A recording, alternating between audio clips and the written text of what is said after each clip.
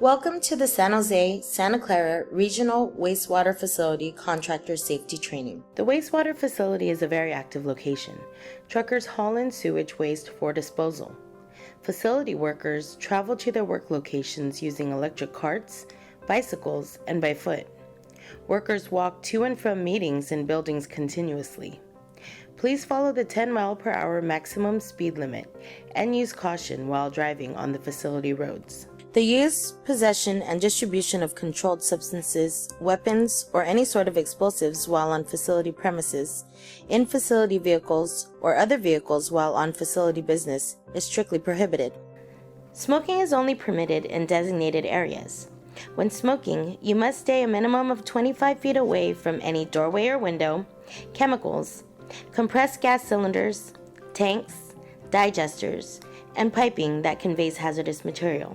Smoking is also prohibited in San Jose's vehicles, per the San Jose Human Resources Policy. If you do smoke, dispose of cigarette butts in approved canisters to prevent fires and to keep the facility clean.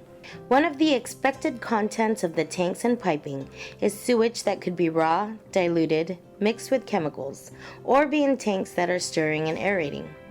These activities can create mists around the area of the tank. Use good hygiene and hand washing practices while here on the job, at breaks and lunch, and do not eat or store food openly around wastewater tanks. Wash hands with soap and water before eating, drinking, or smoking. If there is a need to evacuate the building you are in, an alarm will activate. Evacuate immediately when you hear an alarm or siren. Stay calm and leave tools and move immediately outside to assembly area. Use non-motorized vehicles such as carts and bikes, or walk. Meet in the closest assembly area. See map on the next slide. The red signs on the evacuation map indicate the emergency assembly areas. Contractors will evacuate and check in with their facility staff at the southeast corner of the construction enabling area, known as Area C. Contractors must remain aware of the potential for emergency situations and respond appropriately. Work can recommence only after the facility staff directs the contractor to return to work and an all clear is given. If you are at the facility and require emergency assistance, such as a medical emergency, contact the computer room by radio or at 408-635-4000. For emergency services response from police, fire, or ambulance services, it is necessary for the computer room and other personnel to assist emergency services to your location. Additionally, your project manager may give you a site radio for your use. Use the radio to call the computer room for emergency assistance. Let the computer room know your exact location. The computer room will also call 911 if needed. All incidents, including injuries, near misses, vehicle incidents, property damage, or spills, must be reported to the computer room immediately and secondarily to the project manager. Horseplay, fighting, or harassment while on facility premises is strictly prohibited. Theft of facility, contractor, or personal property is prohibited and may, at the San Jose, Santa Clara Regional Wastewater Facility's sole discretion, be referred to local law enforcement authorities with jurisdiction for prosecution. All vehicles must be parked in approved parking lots or, if necessary, out of the way of traffic patterns. Only vehicles required for the job are allowed on the job site. Vehicles must not be left idling when unattended unless there is a legitimate business reason to do so. Parking permits may be required. Consult with your site project manager. The provision of appropriate personal protective equipment for contractor personnel shall be the sole responsibility of the contractor. At a minimum, workers must wear safety shoes at the facility. Contractors will assess the hazards of their work and determine additional personal protective equipment as needed and follow PPE signage at the facility. Steel-toed shoes, safety glasses, and hearing protection are the most common items required. Contractors are to follow best safety practices and signage. Contractors are required to wear appropriate footwear. All shoes must be of leather and/or rubber and suited for the hazard. Safety toe footwear may be required and must meet ANSI Z41.1 ratings. Open-toed shoes, tennis shoes, sports shoes, or sandals are not permitted. Hearing protection is required in high noise areas, 85 decibels or greater. Many of these areas have warning signs posted. A rule of thumb for high noise is that if you have difficulty hearing and understanding normal speech due to background noise, you probably need hearing protection. If you go into the area, even briefly, please wear the required hearing protection. Contractors are required to wear appropriate work clothing. Loose clothing, unsecured long hair, finger rings, and other similar accessories are not permitted around rotating equipment or electrical switchgear. When required at the facility or regulatory requirements, the contractor shall provide their personnel with respiratory protective equipment. The contractor must assure that their personnel are trained and qualified in the use of the equipment. All personnel wearing a respirator must be clean-shaven in the respirator seal area to ensure a proper fit and seal. When working over water, appropriate personal flotation devices meeting U.S. Coast Guard standards are required. Contact your supervisor for any questions. As in many outdoor workplaces, the facility has insects on site. Please be aware of your surroundings and wear bug repellent as needed. Bug repellents and sprays for personal use on one's body is permitted and reporting is not required. However, pesticides, rodenticides, and herbicides applied around the facility and buildings can only be applied by someone who is certified with an applicator's license. All applications must be reported on the Pesticide Toxicity Control SharePoint database. Bees or spiders may be found in outdoor sheds and vaults. When opening an outdoor container or vault, it is best practice to open the door and step aside, allowing any bees to leave. Assess the container and proceed if cleared to do so. West Nile virus, spread from mosquito bites, has been found within a few miles of this wastewater facility. In humans, West Nile virus causes mild to severe flu-like symptoms such as fever, headache, body ache, and in severe cases, significant neurological symptoms or even deaths. When possible, wear long-sleeve shirts and long pants whenever you are outdoors. Hazard notification, often designated by signs and barricades, must be followed by all contractors. Physical barricades and colored barricade tape are also used to mark the entrance into work locations where known or suspected hazards exist. Chemical storage tanks and containers use signs and labels to identify hazards. Stay out of areas that are not necessary for your work tasks. All contractors and their personnel are required to perform their activities in strict accordance with local, state, and federal laws and regulations. Contractors must also meet or exceed the facility's safety standards as found in our safety programs. The contractor is responsible for ensuring that their workers have the proper training for the job tasks and safety procedures that are applicable to the job. Safety data sheets are provided for raw materials, products, and materials stored or used on site. These documents will be made available upon request. All chemicals provided by the contractor and brought on or into the facility by the contractor requires an SDS. Upon request, copies of any or all SDSs must be available. Chemical approval for contractor is required by the Site Safety Department. Submit a chemical authorization request form to the project manager, who will then submit the SDS to the Safety Department for review. Work permits, such as hot work, confined space entry, or critical lift, may be required for your activities at the facility. If you have any questions about the necessity for a specific work permit, please check with your site project manager. If a permit is required, the work cannot start until after the proper permit is issued. Permits will be provided by the shift supervisor. In summary, any question regarding a permit or procedure should be discussed with the project manager before work begins. Hot work permits are an essential part of the facility safety program. Hot work is defined as hot cutting, welding, grinding, use of open flames, oxyacetylene gas burning, sandblasting that creates sparks, or the use of any electrical tools or devices that are not explosion-proof or intrinsically safe in or near a classified area.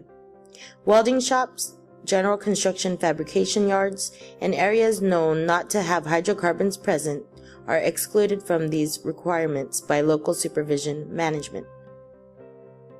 A hot work permit is required for all hot work within 35 feet of any threaded or flanged pipe connection, vent source, flammable liquid storage or dispensing area, process equipment, tanks that handle flammable products, or within any facility containing such products.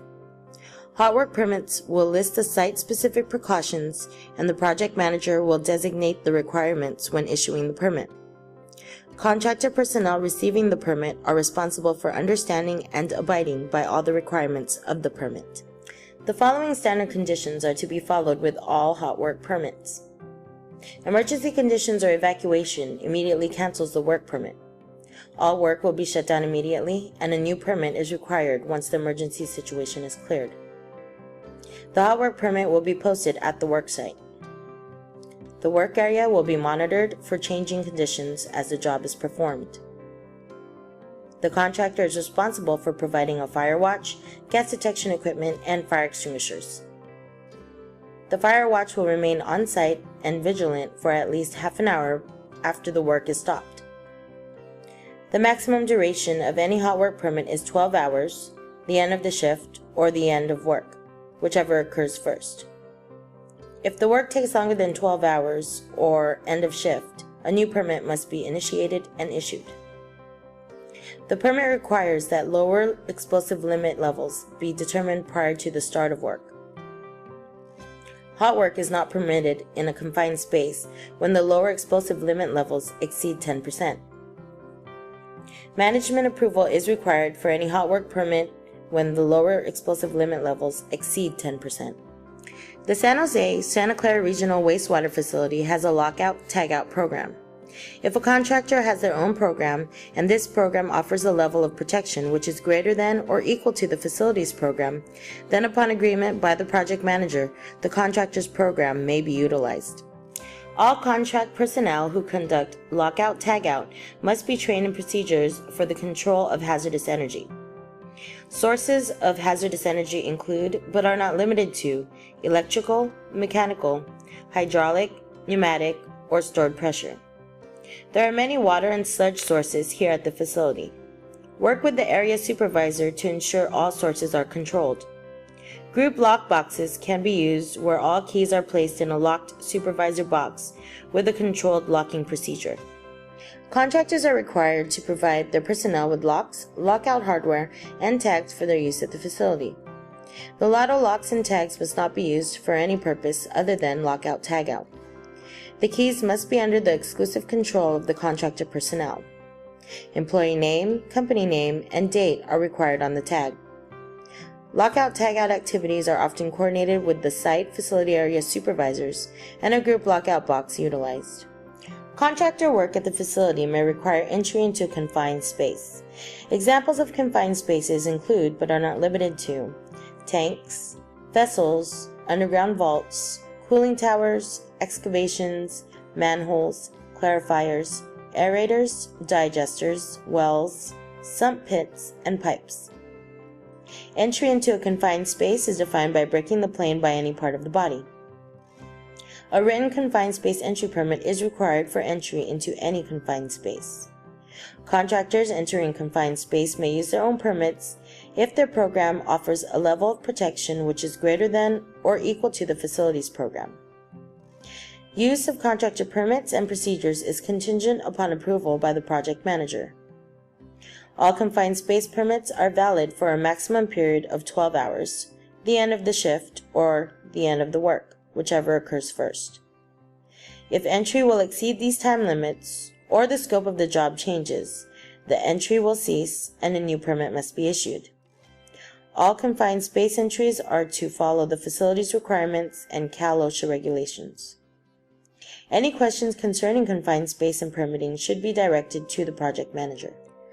Contractors performing confined space activities are required to have up-to-date California OSHA compliant confined space training including hands-on, a written confined space entry program meeting California OSHA requirements, and a site-specific confined space entry plan, including but not limited to details on the space you plan to enter, equipment you will use, a rescue plan, air monitoring, ventilation, communication plan, and permit.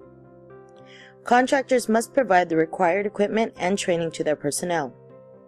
This equipment may include, but is not limited to, atmospheric monitoring equipment, rescue harness and lifelines, supplied air equipment, and communication devices. Contractor must provide their own on-site rescuer if entering into a permit-required confined space. Talk to your site project manager about any confined space entry plans in advance of entry. Contractor work at the facility may require excavation or trenching. Entry into an excavation greater than 4 feet may require a confined space entry permit. A contractor performing excavation and trenching work is required to provide a competent person for the job.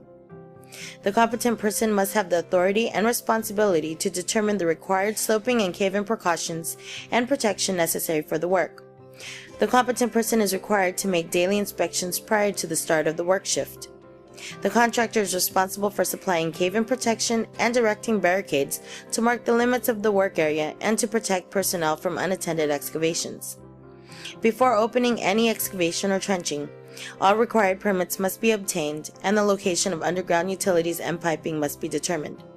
The one-call or appropriate local notification system for contacting utilities and other affected parties must be made prior to the start of the activities.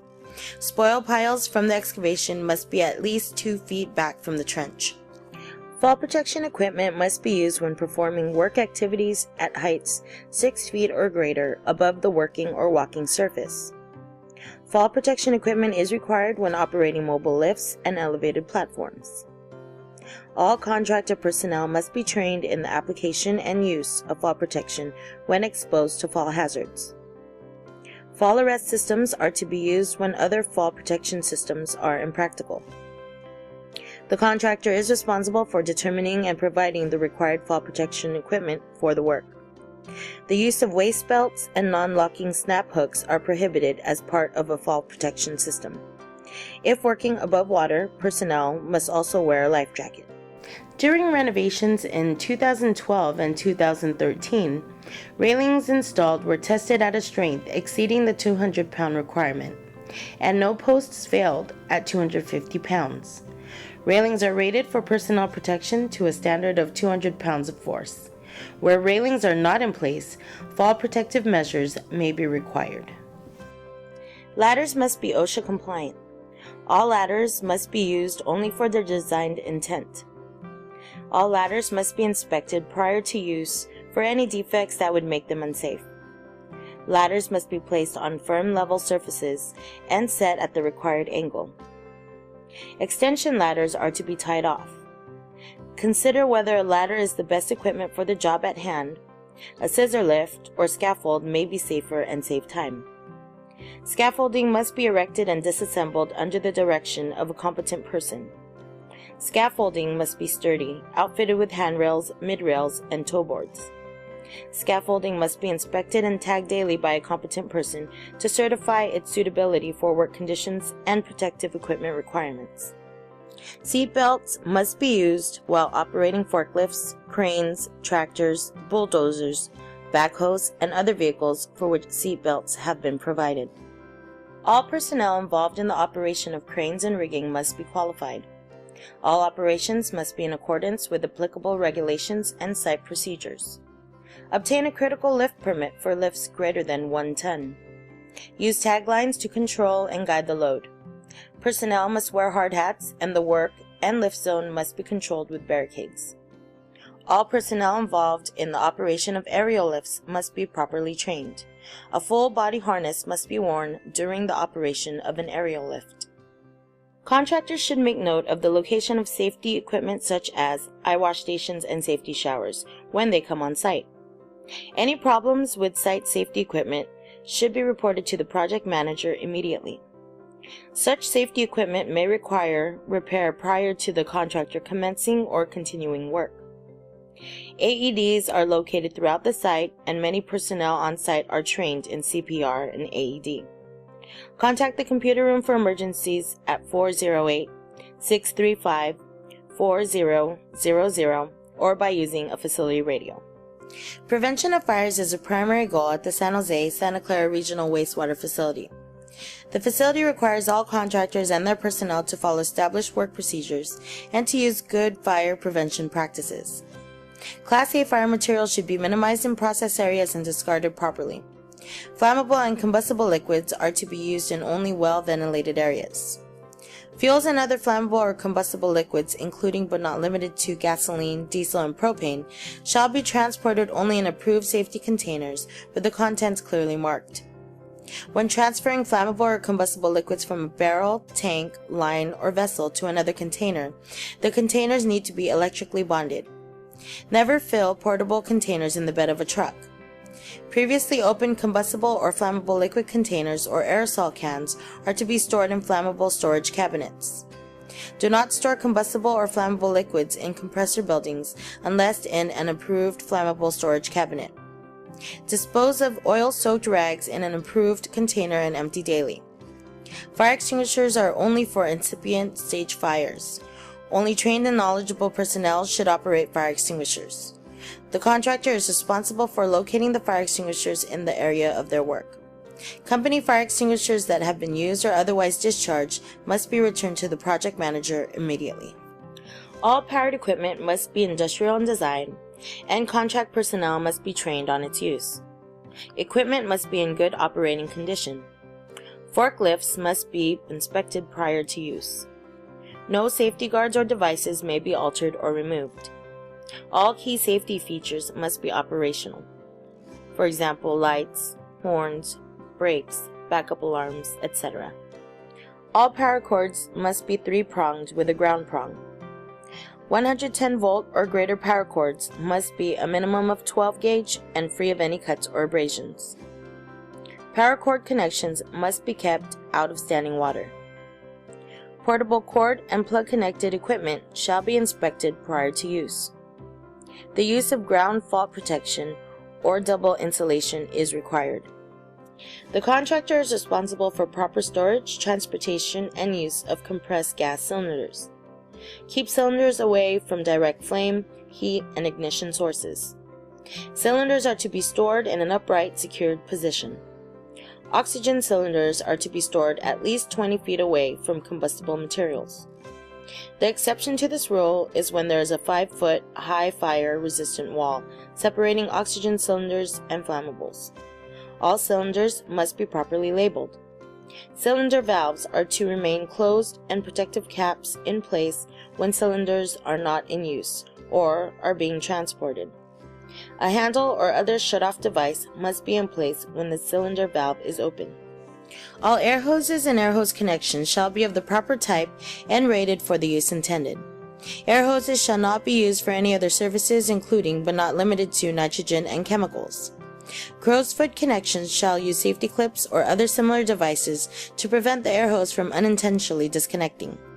Per OSHA regulations, compressed air shall never be used to clean either workers or their clothing, as the worker could be injured. When using a pressure washer, use personal protective equipment, including but not limited to safety glasses or goggles and hearing protection. Abrasive blasting will require the contractor to obtain a hot work permit for the work.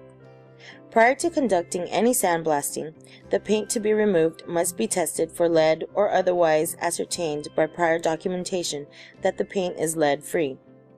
When lead is present, removal of lead-contaminated paint will require additional facility approval. Waste blasting media from lead paint removal may require capture and disposal in accordance with appropriate regulatory and air district requirements. Painting product safety data sheets are to be submitted, reviewed, and approved to your project manager and site safety prior to use. All work areas must be kept clean after the work is completed or the end of the shift. All tools, power cords, welding leads, and utility hoses are to be picked up and properly stored daily. Exit pathways are to be kept clear, including remote areas such as tunnels or equipment buildings. All stage supplies are to be stacked out of walkways and not pose a tripping hazard or limit operations. All debris is to be swept clean and properly disposed. Washing down of work areas with utility water is allowed with prior approval from operations personnel. No pollutants are to be washed down into drains or sumps. Garbage cans brought on site for the disposal of trash must be placed out of access ways and have tight sealing lids. Contractors are required to comply with all applicable environmental laws and regulations. Check with your project manager regarding environmental health and safety questions, such as waste disposal, waste manifests, chemicals that can be used, where to store chemicals, and capture or control of any air contaminants, such as dust. Contractors must comply with the requirements of local, state, and federal regulations concerning spill prevention. This includes, but is not limited to, having appropriate containment for tanks and other containers of oil and other regulated chemicals if required, have a spill prevention control and countermeasures plan, have drip pans and other containment under equipment and inspecting tanks and other containers. The contractor is responsible for all spills and releases from their operations and equipment. The contractor must report all spills to the project manager or shift supervisor. The contractor must promptly report all reportable spills for which the contractor is responsible to the appropriate regulatory agency. The contractor is responsible for the proper storage, transportation, and disposal of any waste that the contractor generates while on the facility. This includes, but is not limited to, waste from temporary offices, meal wastes, or waste from equipment maintenance such as lube oil, hydraulic oil, filters, paint, and solvents. If you have any questions about waste disposal for hazardous waste, contact your site project manager. On behalf of San Jose Santa Clara Regional Wastewater Facility Management, we thank you for your time and attention to this program. We appreciate your work, and it is our heartfelt desire that you have a safe and productive experience while here at our facility. If you have any questions about this presentation, please contact your project manager as soon as possible before beginning any work. Once again, thank you and be safe, both on and off the job. Please sign the contractor training sign-in sheet. This ends this training presentation.